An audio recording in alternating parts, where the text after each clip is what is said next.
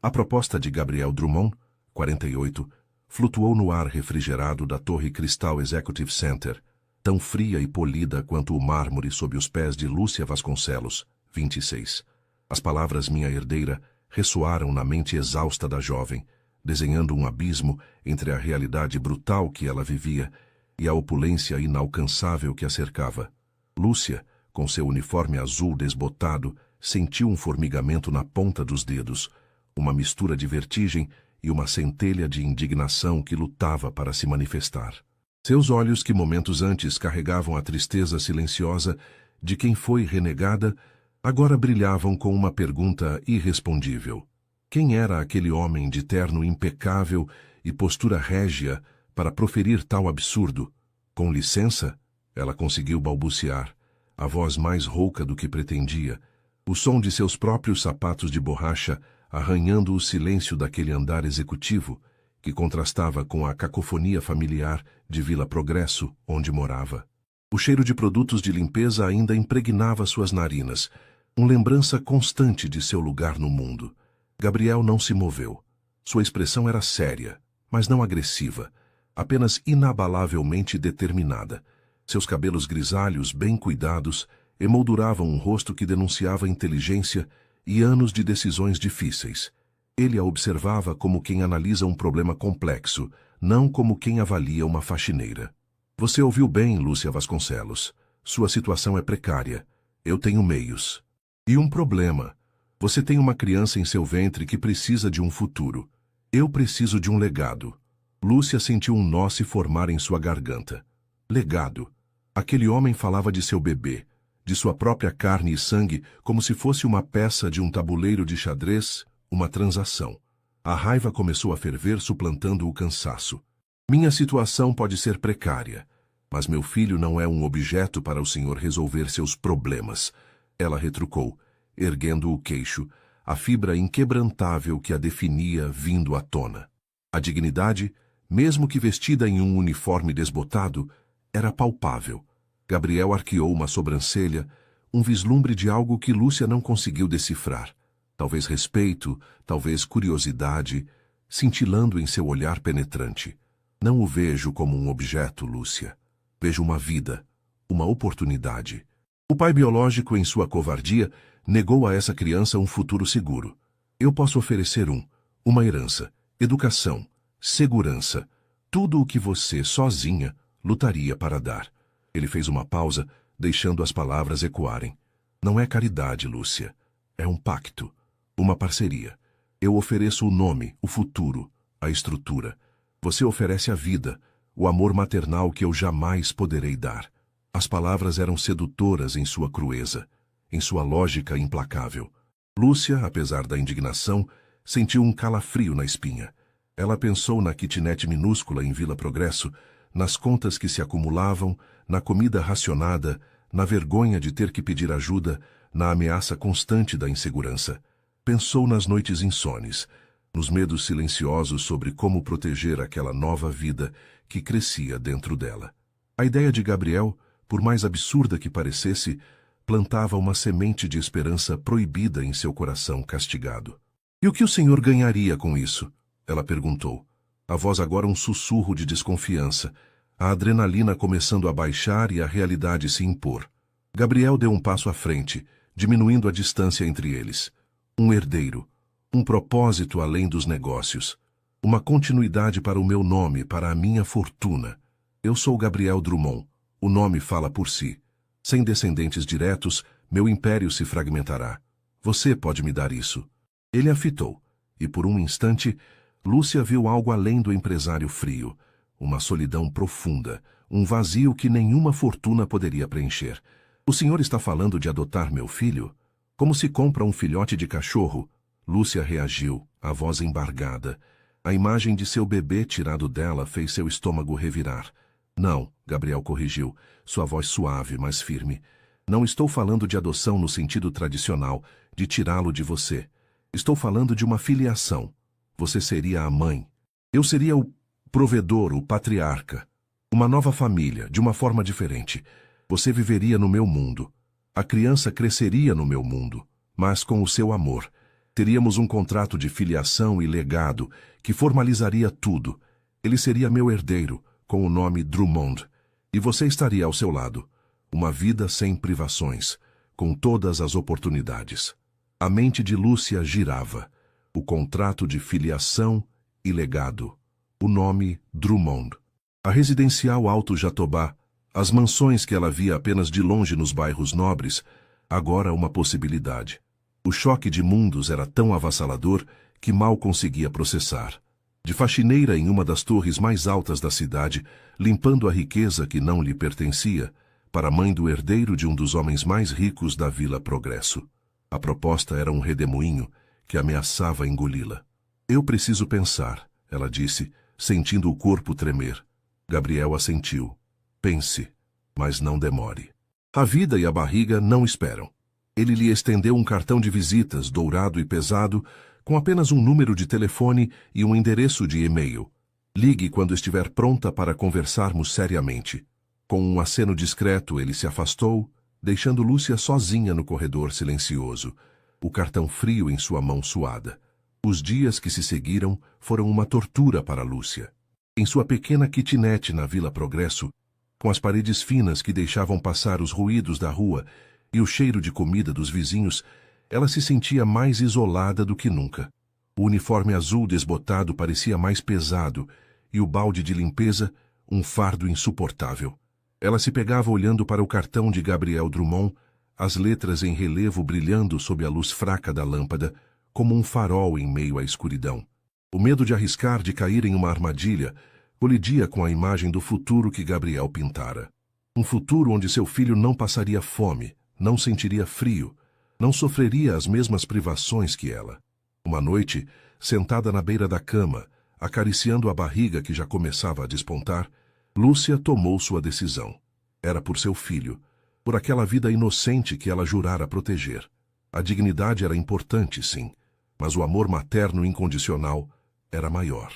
Ela não tinha orgulho o suficiente para negar ao seu bebê a chance de uma vida melhor. No dia seguinte, com as mãos trêmulas, ela discou o número. A voz de Gabriel era a mesma, grave e resoluta, quando ele atendeu. Sem rodeios, ele a convidou para um encontro formal em seu escritório particular, na Torre Crystal Executive Center. Não era o mesmo corredor de antes, mas um espaço de poder, com janelas panorâmicas que revelavam a vastidão da metrópole. Ali, sentado à frente de uma mesa imponente de mogno, Gabriel explicou os termos do contrato de filiação e legado. Não era um acordo simples. Exigia que Lúcia se mudasse para a residencial Alto Jatobá, vivesse sob o mesmo teto que ele, assumisse as responsabilidades de mãe do futuro herdeiro Drummond e aceitasse a intervenção dele na educação e no futuro da criança. Tudo seria feito com os melhores advogados, de forma irrevogável. Lúcia fez perguntas difíceis, tentando entender cada vírgula. Ela queria ter certeza de que não perderia seu filho, que seu amor não seria comprado ou substituído. Gabriel garantiu que o contrato blindava seu papel de mãe, que ela teria voz ativa em tudo, e que a intenção não era roubar seu filho, mas sim construir uma família, ainda que de maneira não convencional. Ele parecia genuinamente empenhado em seu propósito. E Lúcia, contra todas as suas defesas, sentiu um fio tênue de confiança se formar. Ela assinou. Não era uma assinatura feita com alegria, mas com a seriedade de quem assume um juramento sagrado. A mudança para a residencial Alto Jatobá foi um choque de mundos em sua forma mais literal. Deixando para trás a agitação e a simplicidade de Vila Progresso, Lúcia adentrou um universo de mármore polido, jardins meticulosamente cuidados e um silêncio que inicialmente a oprimia. A mansão de Gabriel, moderna e imponente, exalava uma grandiosidade que a fazia sentir-se uma intrusa. Seus poucos pertences, embalados em caixas de papelão, pareciam ridículos em meio a obras de arte e móveis de design. Gabriel a recebeu com sua habitual formalidade, mas também com uma eficiência que beirava a frieza. Ele a apresentou à equipe da casa, a governanta discreta, os jardineiros, os seguranças. Esta é Lúcia Vasconcelos, ele disse, a voz sem emoção. Ela morará conosco agora. Respeitem-na como fariam comigo. Lúcia sentiu um rubor de vergonha subir-lhe ao rosto. Ela não era uma empregada, nem uma visita, nem uma esposa. Era uma categoria nova, incompreendida, uma incógnita. Os primeiros meses na mansão foram um desafio constante. Lúcia sentia-se um peixe fora d'água. Acostumada à labuta diária, à autonomia de sua vida simples, ela agora tinha tudo à disposição. Mas sentia-se presa, sem propósito. Não havia chão para esfregar, nem louça para lavar, nem roupa para passar. Seus dias eram preenchidos com consultas médicas com os melhores obstetras da cidade, aulas de preparo para o parto e a solidão opulenta dos vastos cômodos. Ela caminhava pelos jardins majestosos, sentindo o sol na pele, mas a ausência de um trabalho físico, de uma rotina significativa, a corroía. Gabriel, por sua vez, mantinha uma distância respeitosa. Ele trabalhava longas horas, imerso em seus negócios, mas sempre garantia que Lúcia tivesse tudo o que precisava. Ele a convidava para refeições, onde o silêncio era preenchido apenas pelo tinir dos talheres e por conversas formais sobre a saúde do bebê ou sobre a economia. Lúcia percebia a rigidez em seus ombros, a seriedade em seus olhos, a aura de isolamento que o cercava mesmo em seu próprio lar. Ele parecia um rei em seu castelo, mas um rei sem rainha, sem herdeiro ainda, vivendo uma existência de sucesso material, mas de profunda solidão. Com o tempo, pequenas frestas começaram a surgir. Lúcia, em sua honestidade prática, não conseguia se calar diante de algumas situações. Quando a governanta tentou impor regras excessivamente formais para seu bem-estar, Lúcia, grávida e cansada, pediu com delicadeza, mas firmeza, que a deixassem em paz para andar descalça no gramado. Gabriel, que testemunhou o episódio, deu um sorriso discreto. Quando ele a viu lutando para montar um berço de bebê, que ela insistiu em montar sozinha, para sentir-se útil, ele, sem dizer uma palavra, sentou-se ao lado dela e, com uma paciência inesperada, a ajudou a encaixar as peças. Nesses pequenos momentos, Lúcia começou a ver um lado diferente de Gabriel. Não apenas o milionário, mas o homem que observava o mundo com uma perspicácia aguçada, que era capaz de um altruísmo não convencional e que, talvez, também estivesse aprendendo a navegar essa nova e estranha parceria. Ele a questionava sobre sua vida em Vila Progresso, sobre seus sonhos antes do abandono. E Lúcia, surpreendendo-se, começou a se abrir. Falou da esperança que tinha, da alegria de ser mãe, da dor do abandono, mas também da resiliência que a empurrava para a frente. A notícia do arranjo incomum não demorou a se espalhar. Gabriel Drummond, o enigmático magnata que nunca se casara ou tivera filhos, de repente teria um herdeiro, nascido de uma faxineira que ele havia resgatado. Os jornais de fofoca e as colunas sociais de Vila Progresso fervilhavam. O choque de mundos, antes restrito à mansão, explodia agora na esfera pública. Lúcia, pela primeira vez, sentiu o peso do escrutínio social. Comentários maldosos, olhares de curiosidade e desprezo a seguiam em todo lugar. Alguns a viam como uma oportunista, outros como uma coitada. A mãe de Gabriel, uma socialite antiga e implacável chamada Dona Cecília, foi a personificação do preconceito. Ela chegou à mansão como um furacão, seus olhos frios avaliando Lúcia de cima a baixo. "Então é você", ela sibilou, sem disfarçar o desdém. "A menina que Gabriel está usando para ter um herdeiro. Pensei que meu filho tivesse mais discernimento." Que desastre para o nome Drummond. Lúcia, grávida e exausta, sentiu o sangue ferver. Ela respirou fundo, lembrando-se de que não estava ali por si mesma, mas por seu filho. "Dona Cecília, eu não sou um desastre, e meu filho também não será. Gabriel e eu fizemos um acordo. E o senhor, seu filho, se o senhor não se importa, não é uma criança que se compra. É uma vida." Gabriel, que havia entrado na sala no meio da discussão, observava a cena, uma linha dura em sua mandíbula. Ele não tolerava desaforos, e ver Lúcia, com sua dignidade inabalável, enfrentando sua própria mãe, despertou nele uma fúria silenciosa. "Mãe", ele disse, a voz fria como gelo, "pare. Lúcia é a mãe do meu futuro filho, e ela merece todo o respeito. Este acordo é meu e não seu." Dona Cecília recuou, chocada com a firmeza de Gabriel. Aquela foi a primeira vez que Lúcia ouviu defendê-la abertamente, sem meias palavras, sem a formalidade habitual. Naquele momento, no meio do julgamento social e da fúria familiar, Lúcia percebeu que não estava sozinha. O pacto estava se transformando em algo mais, algo que nem o dinheiro, nem o status social podiam definir. O nascimento do bebê foi o ponto de virada, o verdadeiro clímax de sua jornada. Foi uma noite longa e difícil. Gabriel, apesar de sua postura sempre controlada, estava visivelmente apreensivo. Ele permaneceu ao lado de Lúcia, segurando sua mão com uma firmeza que ela não esperava, seus olhos revelando uma mistura de medo e expectativa. Quando o choro forte e saudável do bebê ecoou pela sala de parto, um silêncio reverente tomou conta. O médico entregou a pequena criatura para Lúcia, e ela a aninhou em seus braços, a pele quente contra a sua. Uma menina. Lúcia sentiu uma torrente de amor incondicional, um amor puro e avassalador que apagou todas as dores e dúvidas. Ela chamou-a de Aurora, um nome que Gabriel havia sugerido durante uma de suas raras conversas sobre a expectativa da chegada. Gabriel se aproximou, hesitante, e Lúcia, com um sorriso de exaustão e alegria, ofereceu a ele a filha. Ele a pegou nos braços, com uma delicadeza surpreendente para um homem tão imponente.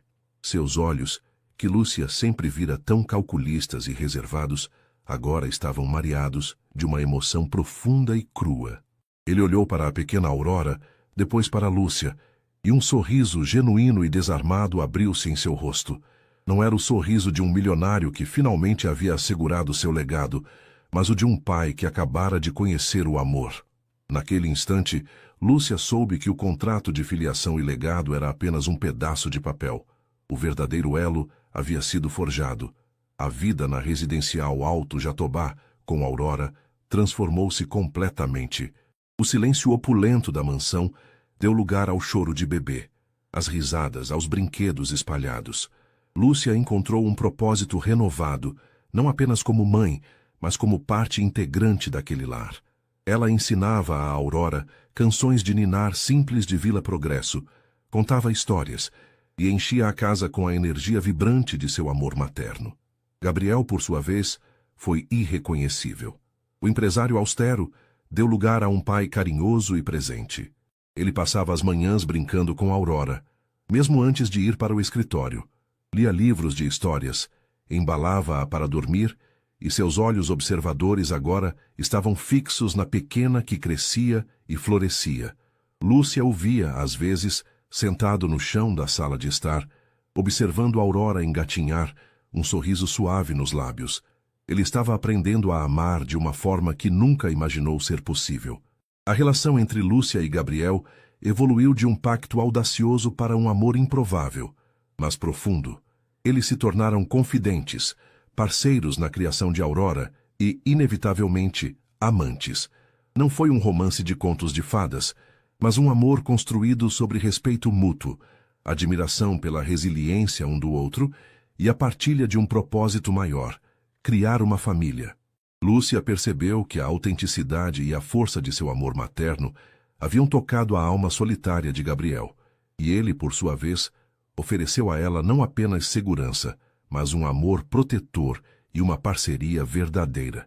Em um dia ensolarado, sentado nos jardins da residencial Alto Jatobá, com Aurora brincando aos seus pés, Gabriel Drummond puxou o contrato de filiação e legado do bolso. O documento que selara o destino dos três parecia agora um mero formalismo. Ele olhou para Lúcia, que sorria para a filha, a expressão de cansaço substituída por uma alegria radiante. Lúcia, ele disse, a voz suave. Lembra-se disso? Ela olhou para o documento, o símbolo de um começo tão inusitado e desesperado. Lembro, ela respondeu, uma ponta de melancolia e gratidão em sua voz. Gabriel rasgou o contrato em 1000 pedaços, que voaram com o vento. Não precisamos mais disso, ele disse, seus olhos encontrando os dela. A Aurora é nossa filha, nosso amor, nossa família. Isso é a maior herança que podemos dar a ela, e a nós mesmos. Lúcia sentiu as lágrimas brotarem, mas eram lágrimas de pura felicidade. O homem que a havia confrontado com uma proposta chocante, o milionário enigmático que buscava um legado, Havia encontrado algo muito mais valioso: um lar, um amor e uma família onde menos se esperava. A faxineira de Vila Progresso e o magnata de Torre Cristal Executive Center haviam derrubado preconceitos, questionado valores sociais e descoberto que a riqueza mais profunda não estava nas contas bancárias, mas no amor que os unia. Aurora, a filha deles, era a prova viva de que o amor em suas formas mais inesperadas pode ser a maior das heranças, capaz de construir uma família completa e feliz, apesar de todas as adversidades e das convenções sociais. A vida deles, que começou com um abandono e uma proposta audaciosa, floresceu em um jardim de amor e plenitude, reescrevendo o que significava ser uma família. O destino, muitas vezes, tece seus fios em tapeçarias improváveis, juntando mundos que jamais deveriam se tocar. No coração de uma cidade onde o brilho do ouro ofuscava a dura realidade, uma vida simples estava prestes a colidir com um império, não por acaso, mas por uma proposta que desafiava a lógica e prometia redefinir o significado de legado, amor e família. O peso daquele cartão de visitas, com suas letras douradas sobre um fundo escuro, era quase insuportável na palma da mão de Lúcia. De volta à sua pequena kitnet na Vila Progresso, o ar pesado da noite carregava o cheiro de fritura dos bares próximos e o som ininterrupto do tráfego. Ela o observava sob a luz amarelada da única lâmpada, sentindo a rugosidade do papel de alta gramatura. Um contraste gritante com a aspereza de seu uniforme azul desbotado, jogado sobre a cadeira. A voz de Gabriel, grave e calculista, ecoava em sua mente, repetindo a oferta: minha herdeira. Era um convite ao abismo ou uma ponte para a salvação. Lúcia, deitada em sua cama rangente, acariciava a barriga que, embora ainda discreta, já era o centro de seu universo. Cada movimento minúsculo dentro dela era um lembrete de sua promessa: proteger aquela vida a todo custo. Mas como? O abandono cruel do pai de seu filho a deixara em um vácuo de desesperança. As contas se acumulavam. O aluguel atrasado era uma ameaça constante, e o futuro, antes um horizonte de sonhos simples, agora se apresentava como um nevoeiro denso e impenetrável. Ela se levantou, sentindo o corpo exausto, e caminhou até a janela. A paisagem de Vila Progresso se estendia à sua frente. Telhados amontoados, postes de luz piscando intermitentemente, a vida pulsante e sofrida de um bairro que não conhecia o luxo. Ali, ela era apenas mais uma, lutando por cada dia. A proposta de Gabriel não era caridade. Era um negócio, ele deixara claro. Um pacto. Mas um pacto que oferecia uma promessa irrecusável. Segurança. Um nome. Um futuro. Tudo o que ela, em sua solidão e vulnerabilidade, não podia garantir. A mente de Lúcia era um campo de batalha. Seu orgulho gritava. A ideia de entregar seu filho, mesmo que parcialmente, para ser o legado de um estranho, soava como uma venda, uma traição à sua própria fibra. Mas a voz da razão, sussurrada pelo instinto materno, era mais forte. O que era o orgulho quando comparado ao bem-estar de sua criança? A dignidade, ela percebeu, não se vestia de luxo ou de miséria, mas da capacidade de fazer o que era certo, por mais doloroso que fosse. E o certo, naquele momento, parecia ser aceitar o que de outra forma seria inatingível. Os dias se arrastaram, cada hora um fardo de incertezas. Lúcia continuava a trabalhar. O cheiro de desinfetante e o brilho do mármore na Torre Cristal Executive Center eram uma tortura diária, lembrando-a do mundo que Gabriel habitava. Ela via as mulheres elegantes, com seus sapatos caros, suas vidas aparentemente perfeitas, e sentia a pontada da diferença, mas também a força de sua própria resiliência.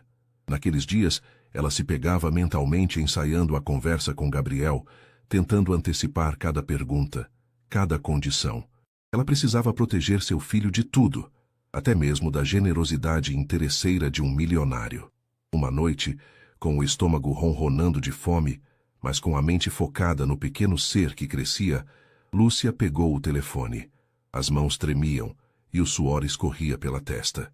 Discando os números gravados no cartão dourado, ela sentiu que estava selando não apenas seu destino, mas o de seu filho.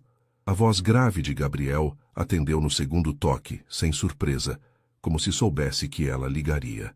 Sem rodeios, ele marcou um novo encontro em seu escritório particular, um lugar ainda mais imponente e reservado que os corredores que Lúcia costumava limpar. O escritório de Gabriel era um santuário de poder. As paredes de vidro ofereciam uma vista panorâmica da Vila Progresso, a metrópole estendendo-se em uma tapeçaria de luzes e sombras, um mundo que Lúcia via todos os dias, mas do qual nunca fora parte. Gabriel estava sentado à frente de uma mesa de mogno maciço, seus olhos penetrantes avaliando Lúcia enquanto ela se sentava na poltrona de couro macio, sentindo-se pequena e deslocada. Ele não usou eufemismos, explicou cada cláusula do contrato de filiação e legado, um documento que parecia ter centenas de páginas, redigido por advogados renomados. Lúcia seria a mãe, teria voz ativa na educação e no dia a dia da criança, mas o bebê carregaria o nome Drummond e seria o herdeiro legítimo de Gabriel. A mudança para a residencial Alto Jatobá era compulsória. A criança cresceria em seu mundo, cercada de privilégios e expectativas. Eu não quero perder meu filho, Lúcia disse, a voz embargada, a única concessão que faria à sua vulnerabilidade. Eu serei a mãe, não um anexo, não uma babá. Gabriel a fitou, e por um instante, a frieza habitual de seus olhos pareceu suavizar-se. Lúcia, minha intenção não é roubar seu filho de você. Pelo contrário, é dar a ele uma base que, sozinho, eu não poderia. E a você, um lar seguro onde possa amá-lo e criá-lo. Eu ofereço a estrutura. Você oferece o amor que nenhuma fortuna pode comprar. O contrato garante seu papel de mãe. É para proteger a todos nós. Ele explicou que, sem herdeiros diretos, sua vasta fortuna, construída ao longo de décadas, seria diluída e fragmentada após sua morte. Ele precisava de uma continuidade, de um nome para levar adiante seu legado empresarial e social. Lúcia compreendeu que, para Gabriel, aquilo era mais do que um desejo. Era uma necessidade de controle, de propósito. E talvez, no fundo de sua alma solitária, uma necessidade de afeto, ainda que mascarada por termos legais. Após horas de perguntas e respostas, com a mente exausta, mas com uma clareza renovada, Lúcia tomou a caneta. Sua assinatura, embora tremida, era firme em seu propósito. Não era uma assinatura de alegria ou de entrega, mas de um juramento à vida que crescia dentro dela. Ela não estava vendendo seu filho, estava garantindo seu futuro, mesmo que isso significasse mergulhar em um mundo que lhe era completamente estranho. A mudança para a residencial Alto Jatobá foi como atravessar um portal para outra dimensão. Lúcia se despediu da agitação e da familiaridade de Vila Progresso, das ruas barulhentas e dos vizinhos que, apesar de tudo, lhe ofereciam um senso de comunidade. A mansão de Gabriel, moderna e imponente, cercada por jardins majestosos, exalava um silêncio que a oprimia. Seus poucos pertences, embalados em caixas de papelão surradas, pareciam diminutos e ridículos em meio aos móveis de design e às obras de arte que adornavam os vastos cômodos. Gabriel a recebeu com sua formalidade habitual, mas também com uma eficiência quase militar. Ele a apresentou à equipe da casa. A governanta, Dona Odete, uma mulher de poucas palavras e olhar inquisidor. Os jardineiros, os seguranças. Esta é Lúcia, ele disse, a voz sem emoção. Ela morará conosco agora. Tratem-na com o mesmo respeito que me dedicam. Lúcia sentiu um rubor de vergonha subir-lhe ao rosto. Não era uma empregada, nem uma visita, nem uma esposa. Era uma categoria nova, incompreendida, uma incógnita. Ela era a mãe do futuro herdeiro, e isso a tornava uma anomalia naquele universo de regras e etiquetas. Os primeiros meses na mansão foram um teste de resistência para Lúcia. Acostumada à labuta diária, à autonomia de sua vida simples, ela agora tinha tudo à disposição, mas sentia-se presa, sem propósito. Não havia chão para esfregar, nem louça para lavar, nem roupa para passar. Seus dias eram preenchidos com consultas médicas com os melhores obstetras da cidade, aulas de preparo para o parto. Ela até tentou aprender a tocar piano, mas a solidão opulenta dos vastos cômodos a corroía. O brilho do sol nos jardins era lindo, mas a ausência de um trabalho físico, de uma rotina significativa, a fazia sentir-se inútil. Ela caminhava pelos jardins majestosos, as mãos vazias, a mente cheia de pensamentos. Gabriel, por sua vez, mantinha uma distância respeitosa, quase profissional. Ele trabalhava longas horas, imerso em seus negócios, mas sempre garantia que Lúcia tivesse tudo o que precisava. As refeições eram formais, o silêncio preenchido apenas pelo tinir dos talheres e por conversas protocolares sobre a saúde do bebê ou sobre os acontecimentos econômicos. Lúcia percebia a rigidez em seus ombros, a seriedade em seus olhos, a aura de isolamento que o cercava mesmo em seu próprio lar. Ele parecia um rei em seu castelo, mas um rei sem rainha, sem um herdeiro ainda, vivendo uma existência de sucesso material, mas de profunda solidão. Com o tempo, pequenas frestas começaram a surgir na muralha de formalidade que os separava. Lúcia, em sua honestidade prática e inquebrantável, não conseguia se calar diante de algumas situações. Certa tarde, enquanto tentava montar um berço que insistira em montar sozinha, para sentir-se útil, as instruções complexas e as peças teimosas a deixavam frustrada. Gabriel, que havia acabado de chegar do trabalho, a observou por um instante, um leve sorriso brincando em seus lábios. Sem dizer uma palavra, sentou-se ao lado dela e, com uma paciência inesperada, a ajudou a encaixar as peças, seus dedos longos e fortes, mostrando uma habilidade surpreendente. Foi um momento simples, mas significativo, de trabalho compartilhado e silêncio compreensivo. Em outra ocasião, Lúcia, sentindo falta do contato com a natureza e do barulho da vida real, pediu para o motorista levá-la a uma feira de rua.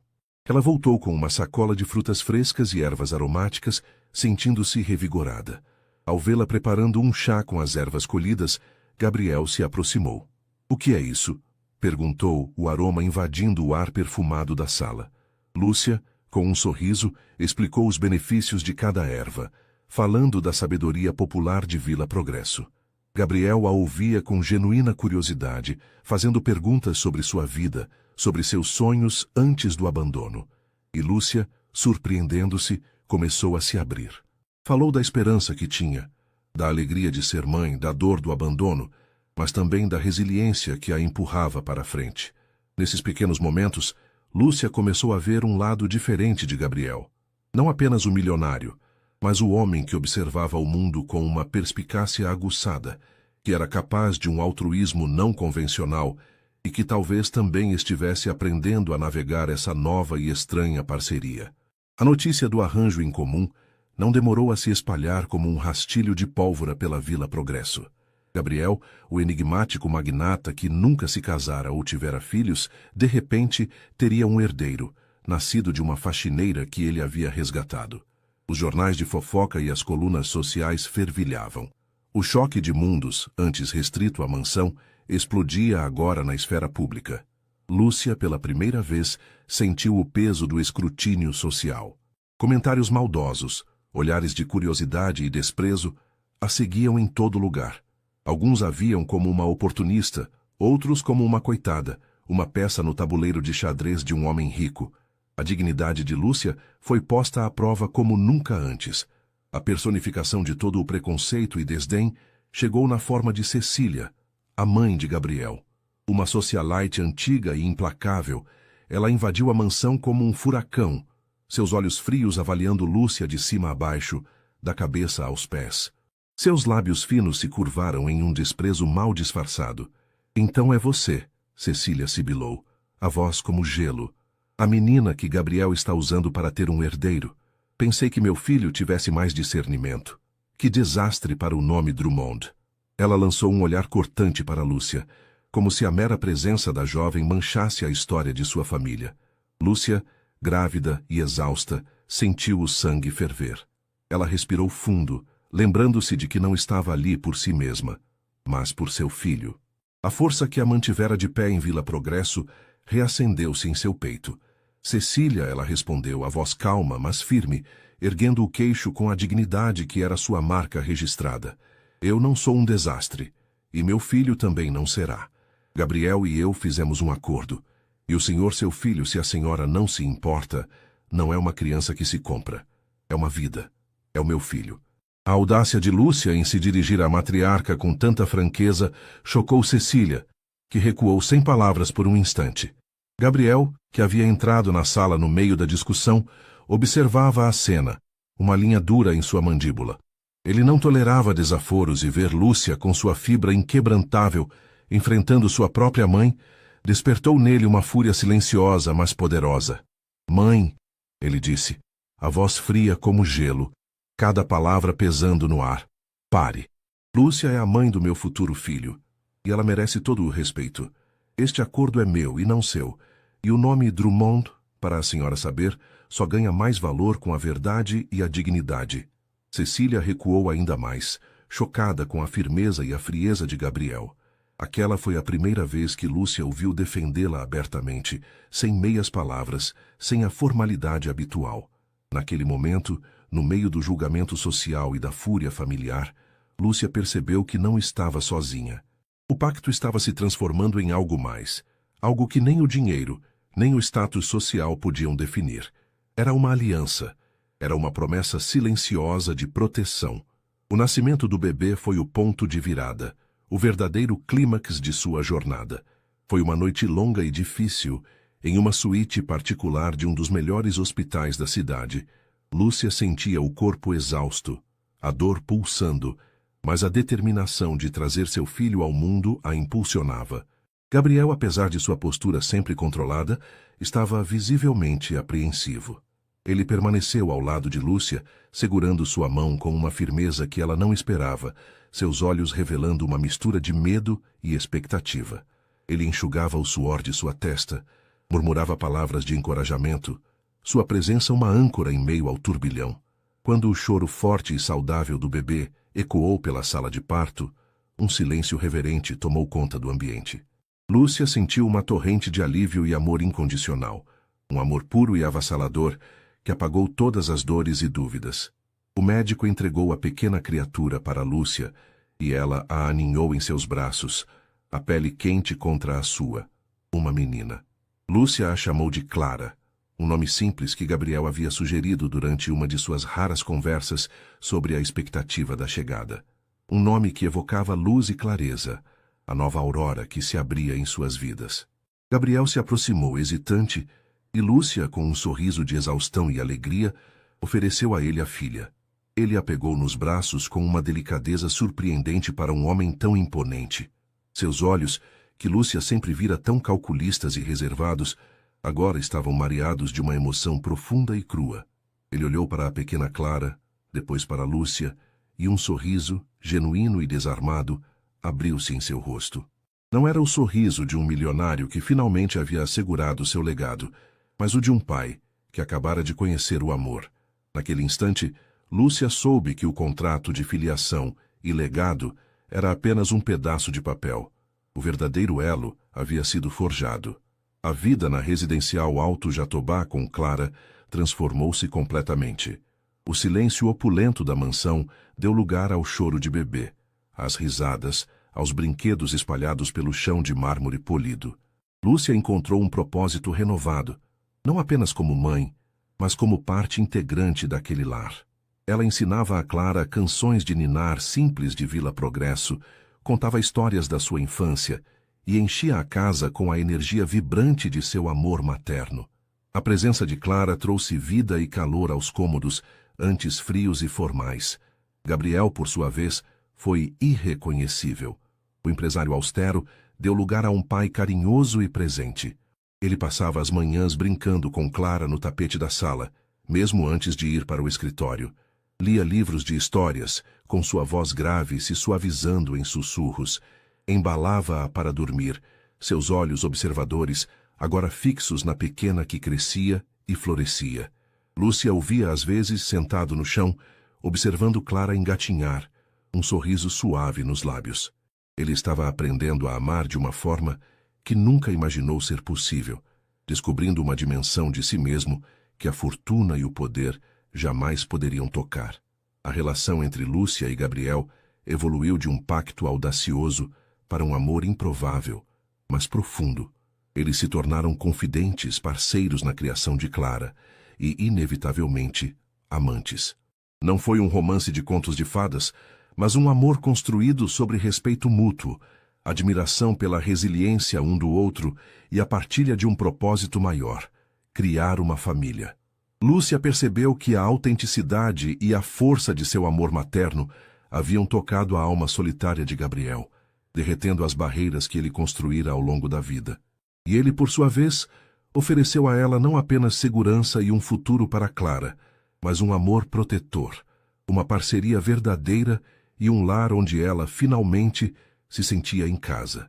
Em um dia ensolarado, sentado nos jardins da residencial Alto Jatobá, com Clara brincando aos seus pés, rindo enquanto um passarinho se aproximava, Gabriel puxou o contrato de filiação e legado do bolso interno de seu paletó. O documento que selara o destino dos três parecia agora um mero formalismo, uma relíquia de um passado distante. Ele olhou para Lúcia, que sorria para a filha, a expressão de cansaço substituída por uma alegria radiante e a serenidade de quem encontrara seu lugar no mundo. Lúcia, ele disse, a voz suave, seus olhos encontrando os dela com uma ternura que antes lhe era estranha, lembra-se disso? Ela olhou para o documento, o símbolo de um começo tão inusitado e desesperado, de uma decisão que mudara suas vidas para sempre. Lembro, ela respondeu, uma ponta de melancolia se misturando à gratidão em sua voz. Gabriel rasgou o contrato em 1000 pedaços pequenos que voaram com a brisa suave, perdendo-se entre as folhas dos jardins.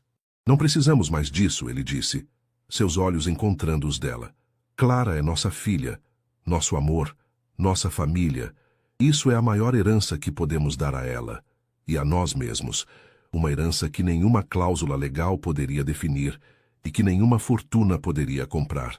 Lúcia sentiu as lágrimas brotarem, mas eram lágrimas de pura felicidade, de uma plenitude que nunca imaginara ser possível. O homem que a havia confrontado com uma proposta chocante, o milionário enigmático que buscava um legado e um propósito, havia encontrado algo muito mais valioso: um lar, um amor e uma família onde menos se esperava. A faxineira de Vila Progresso e o magnata de Torre Cristal Executive Center haviam derrubado preconceitos, questionado valores sociais e descoberto que a riqueza mais profunda não estava nas contas bancárias, mas no amor que os unia. Clara, a filha deles, era a prova viva de que o amor, em suas formas mais inesperadas, pode ser a maior das heranças, capaz de construir uma família completa e feliz, apesar de todas as adversidades e das convenções sociais. A vida deles, que começou com um abandono e uma proposta audaciosa, floresceu em um jardim de amor e plenitude, reescrevendo o que significava ser uma família, para sempre unidos pela força inquebrantável do afeto. O vento, um sopro quente e poeirento, era o único consolo na pequena kitnet de Lúcia em Vila Progresso. Havia semanas que o mundo dela se desfazia em estilhaços. A cada manhã, o reflexo no espelho do banheiro rachado revelava um rosto mais magro, olhos mais fundos, mas ainda com uma centelha de determinação teimosa. O abandono do pai de seu filho não fora apenas um adeus frio. Fora um golpe devastador, uma negação de futuro, uma afronta à dignidade de uma mulher que nunca pedira nada além de respeito e um amor sincero. A dor da traição era quase tão sufocante quanto o pavor do que viria. O corpo, embora esguio e ágil pela vida de trabalho físico, começava a sentir os primeiros sinais da gravidez. Enjoos matinais roubavam o pouco apetite que tinha, e o cansaço era uma sombra constante. Lúcia não tinha luxo de fraqueza. Cada jornada na Torre Cristal Executive Center era um lembrete cruel da distância entre seu mundo e o dos outros. Enquanto limpava os corredores de mármore impecável e os vidros que espelhavam a metrópole opulenta, ela observava. Mulheres em tailleurs caros com suas bolsas de grife, seus sapatos que pareciam feitos de sonhos, flutuavam em um universo de reuniões importantes e cafés expressos sofisticados.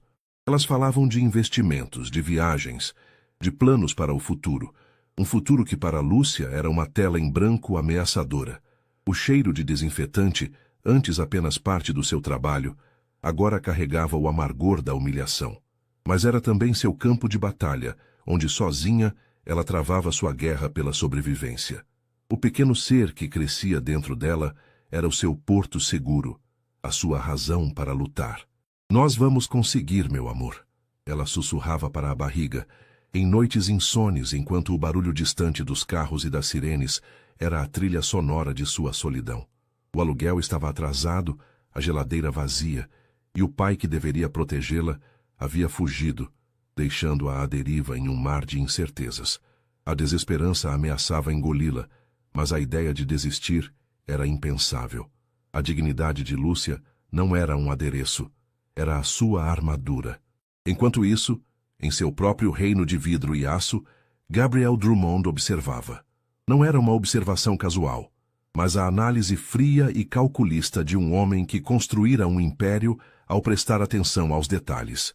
De sua sala no alto da Torre Cristal Executive Center, com a cidade estendida a seus pés, ele via Lúcia, não como a faxineira invisível, mas como uma figura de fibra inquebrantável. Ele notava o uniforme azul desbotado, a postura ereta mesmo com o balde e o rodo, o cansaço estampado, mas a chama de um espírito indomável em seus olhos.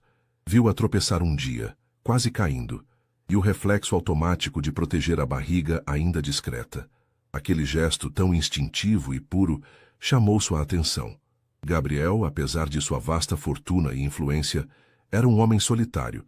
Sua vida era um cálculo constante de números, investimentos e estratégias. Havia alcançado o pináculo do sucesso material, mas sentia um vazio persistente, a ausência de um propósito que transcendesse seus negócios. Não tinha herdeiros diretos, e a ideia de sua fortuna ser pulverizada, seu legado empresarial se extinguir, o inquietava profundamente. Ele precisava de continuidade, de um nome para levar adiante seu império. Mas ele precisava de mais do que isso, embora ainda não soubesse nomear. Ele testemunhava a saga silenciosa de Lúcia, a dignidade com que ela enfrentava a adversidade, a crueldade da injustiça. E uma ideia, inicialmente audaciosa e racional, começou a germinar em sua mente. Ele a abordou em uma tarde cinzenta, no final do expediente de Lúcia. Ela estava exausta, o corpo doendo, a mente pesada com a lista de dívidas. O cartão dourado, com as letras gravadas, parecia brilhar em sua mão. A voz de Gabriel era grave, direta, sem rodeios. A proposta, dita com a frieza de um contrato de negócios, era um choque. Ele queria que o filho dela fosse seu herdeiro. Ele te abandonou grávida? Então esta criança será minha herdeira. As palavras ecoaram em sua mente. Lúcia sentiu um misto de repulsa e um terror gélido. Como um homem podia ser tão pragmático com uma vida humana? A ideia soava como uma transação, uma venda. Seu orgulho, sua fibra, gritaram em protesto.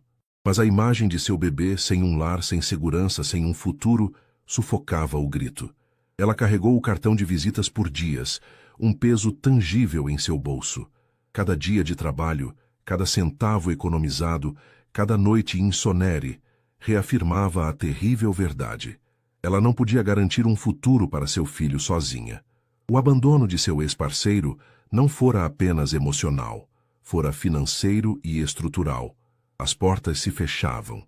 O futuro era um muro intransponível. A proposta de Gabriel não era caridade. Era um pacto, sim, mas um pacto que oferecia um nome, segurança, um lar. Tudo o que ela, em sua mais profunda vulnerabilidade, não tinha. Finalmente, com o estômago roncando de fome e o coração apertado, Lúcia discou o número. A voz de Gabriel atendeu prontamente, como se ele soubesse que ela ligaria. O encontro foi marcado em seu escritório particular, um santuário de poder e frieza. Lúcia sentou-se na poltrona de couro macio, sentindo-se uma intrusa. O contrato de filiação e legado era um calhamaço de páginas, escrito em linguagem legal complexa, redigido por advogados renomados. Gabriel explicou cada cláusula com a precisão de um cirurgião. O bebê carregaria o nome Drummond. Cresceria em seu mundo, na residencial Alto Jatobá, cercado de privilégios. E seria seu herdeiro legítimo. Eu não vou perder meu filho, Lúcia disse, sua voz embargada, a única concessão à sua fragilidade. Eu serei a mãe.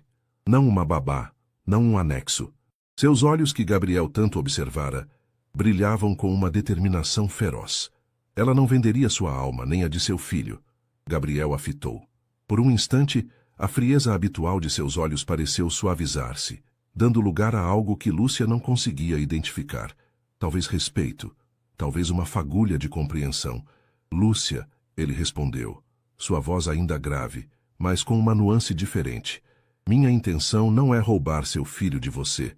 Pelo contrário, é dar a ele uma base sólida, algo que eu sozinho não poderia. E a você, um lar seguro onde possa amá-lo e criá-lo. Eu ofereço a estrutura. Você oferece o amor que nenhuma fortuna pode comprar. O contrato, como verá, garante seu papel de mãe. É para proteger a todos nós, incluindo a criança e a você mesma.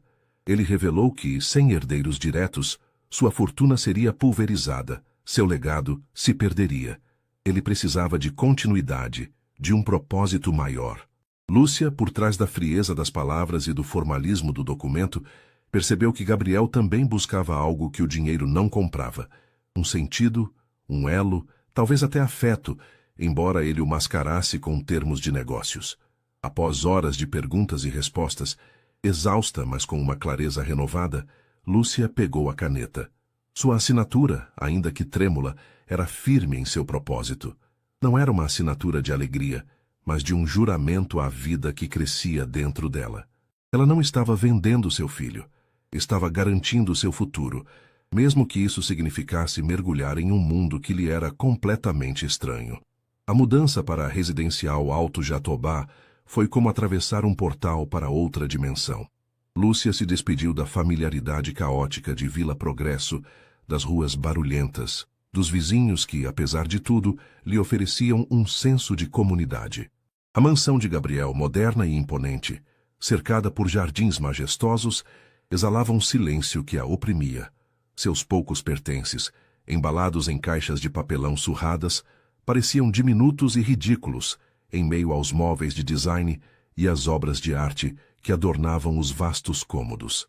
Ela sentia o cheiro do mármore frio e do ar-condicionado, tão diferente do cheiro de comida de rua e de vida que exalava de sua antiga vizinhança. Gabriel a recebeu com sua formalidade habitual, mas também com uma eficiência quase militar. Ele a apresentou à equipe da casa.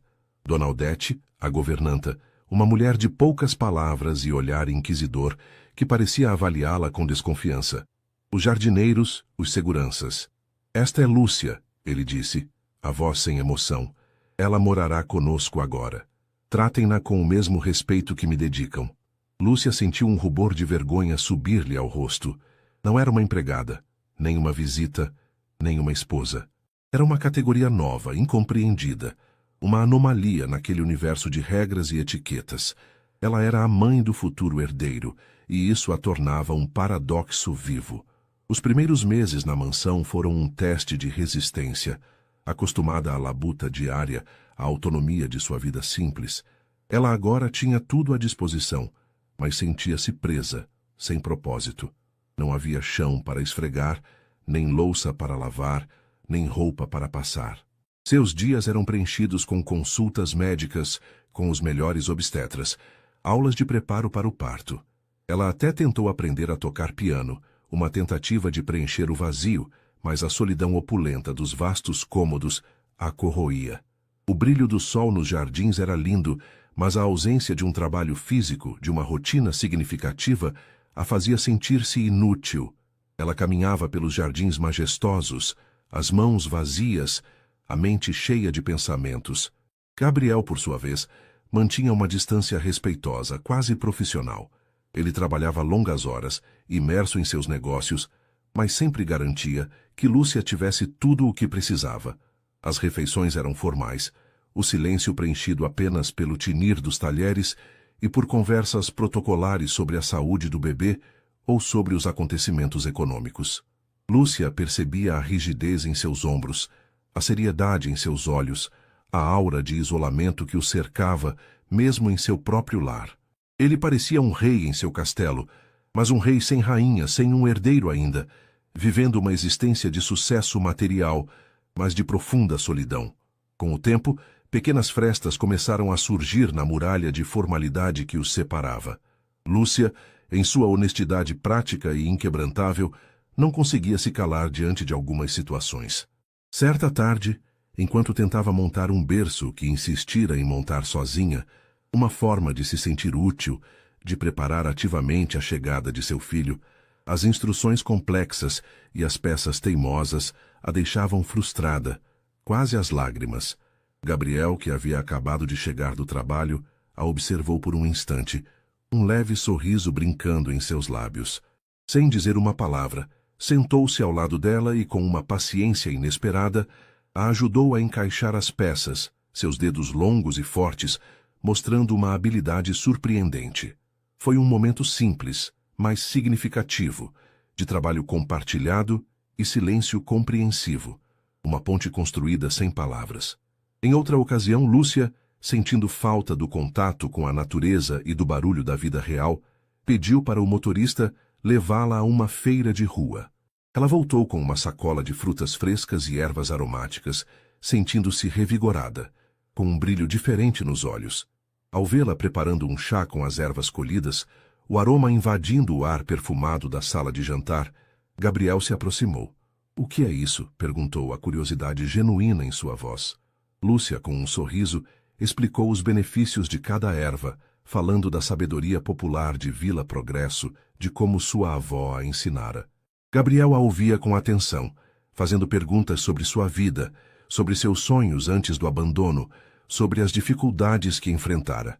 E Lúcia, surpreendendo-se, começou a se abrir.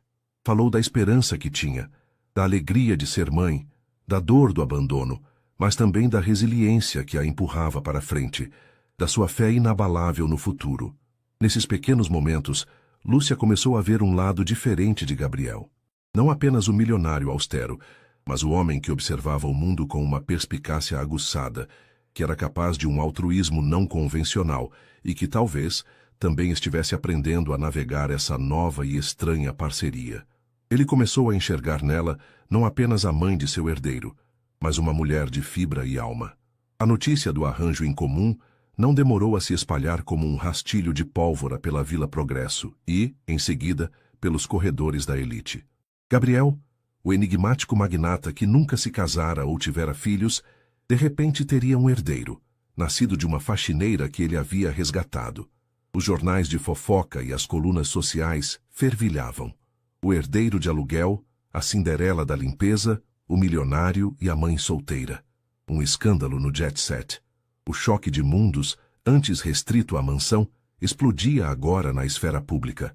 Lúcia, pela primeira vez, sentiu o peso esmagador do escrutínio social. Comentários maldosos, olhares de curiosidade e desprezo a seguiam em todo lugar. Alguns a viam como uma oportunista, uma aventureira, outros como uma coitada, uma peça no tabuleiro de xadrez de um homem rico. A dignidade de Lúcia foi posta à prova como nunca antes. Ela aprendia a endurecer, a filtrar o barulho externo, a focar apenas no que importava, seu filho.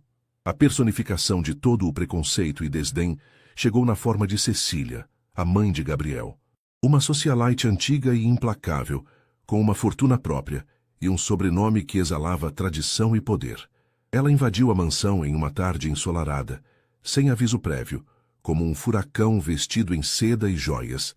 Seus olhos azuis, antes gentis, agora